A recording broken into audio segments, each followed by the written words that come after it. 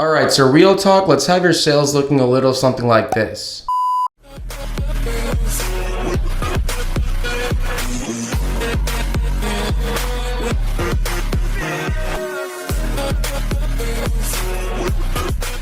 What's going on, YouTube fam? Welcome back to the channel, and if you're new, then welcome to it. If you guys don't know who I am, my name is Yash, and of course, the main purpose of this channel is to document my journey in the e-commerce and dropshipping space, but to more so provide information and value for you guys. You see, ladies and gents, your product page is undoubtedly one of the most important components dictating the overall success of your Shopify store. Your product page or your landing page is something that you'll be driving traffic to directly, and as soon as a consumer or a potential customer does land on your product page, he or she will decide in a few seconds whether they want to purchase something or not. And therefore, it's very important to have a converting and optimized product page that will definitely make sure the customers are adding to cart, let alone actually buying and converting from your store. I've been implementing these 3 checkout hacks in all my Shopify stores, more specifically my product pages, for the last 2 years, and they've been giving me absolutely amazing results. So therefore, I want to share it with you guys, and whether you're a beginner or intermediate player in the space, I highly recommend sticking and watching through the entire video because it will definitely help you guys out. With that being said, before we do move forward into the video, make sure you guys do smash that like button if you do want to get your good deed of the day out and done with.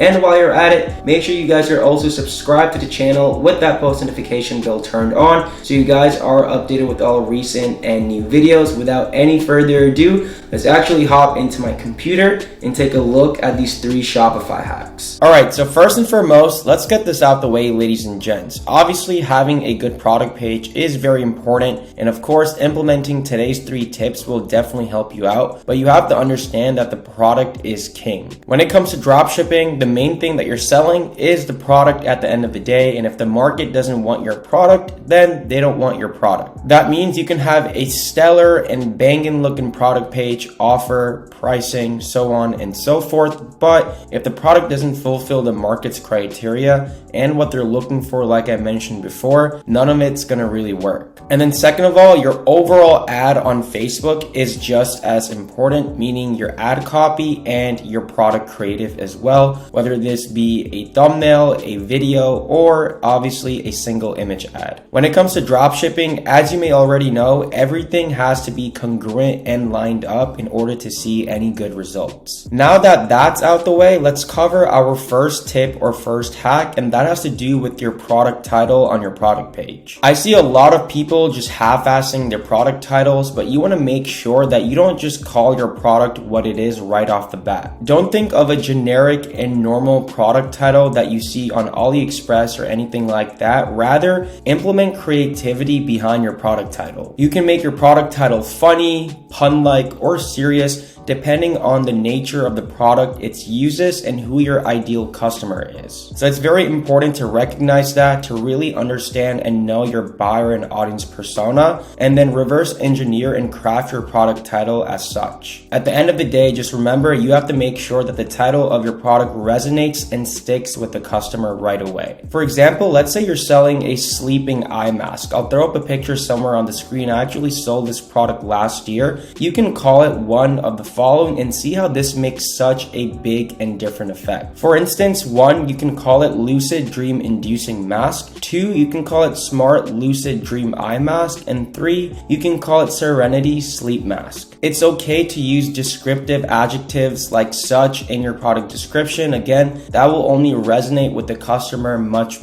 more. And then the last and final thing I want to cover is make sure you're including the name of your store before your product title. Let's say you're shopping on Nike.com and you want to buy some Air Max 90s. It's not going to say Air Max 90 sneaker or Air Max 90 shoe. Rather, it's going to say Nike Air Max 90. So let's say the name of your store is Revel, R-E-V-E-L, as you can see on the bottom. You can have it Revel with a little line, lucid dream inducing mask if we do decide to go with that one, or you can have Revel with little TM or trademark logo and call it Revel lucid dream inducing mask. Additionally, this will also give your product and your store more authority and more trust and confidence in the potential customer's eyes. Your description is very vital, ladies and gents. I cannot stress this enough. First and foremost, you shouldn't just be going and copying other people's descriptions. This will not work, and also it shows signs of laziness. And at the end of the day, you've probably heard this, how you do one thing is how you do everything. You want to make sure your overall description has congruence and relevance to your potential customer. One thing you can do is implement GIFs and images. Don't just make it all text. That's pretty boring, and it can even be straining and hard to read for your customer. People just don't want to read a bunch of text and paragraphs and paragraphs. Try to make it more interactive and relatable to that potential customer. So usually I like to put anywhere between 3 to 6 GIFs or images in my product description. When you are inputting these different GIFs and images, make sure that the spacing, alignment, and the placing is on point. Make sure that there's not a lot of white space on the bottom or top. Make sure it looks nice, even, and congruent overall. Also, make sure you're putting these images and GIFs either below or above the text where it's relevant to that GIF or image. And if you're struggling to get GIFs or images for your product, you can just Google image them, or you can go on competitor websites and steal them, maybe add your watermark or maybe add a border, anything like that around it to make it even better. Last but not least, the flow of your description, right? Think of it like a conversation, almost a story or an upside down triangle, as you can see on the right. So first and foremost, you want to start out with attention and awareness, then interest, then desire, and then want.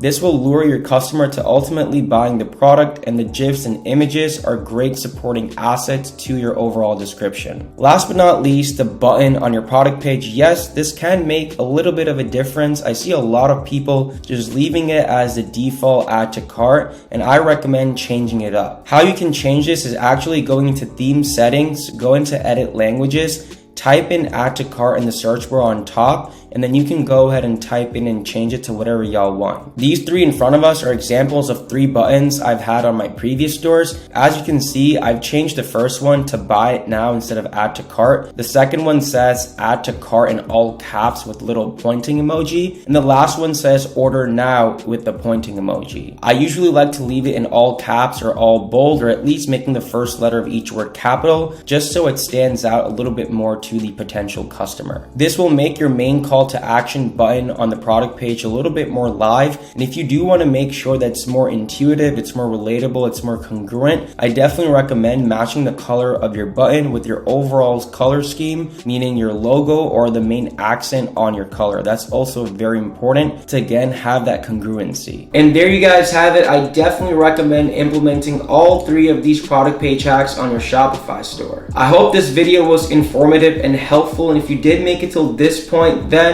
I appreciate you. I appreciate that. Other than that, if y'all do have any questions, thoughts, or concerns, then feel free to drop them in the comments down below, as I do reply to each and every single one of them. Furthermore, I highly recommend and implore y'all to check out all the links and resources in the description down below, as they can and will be very helpful to your Shopify store. Once again, thank you so much for tuning in. Remember to keep working hard, and more importantly, continue staying awesome. Until the next one, your boy is out. Peace.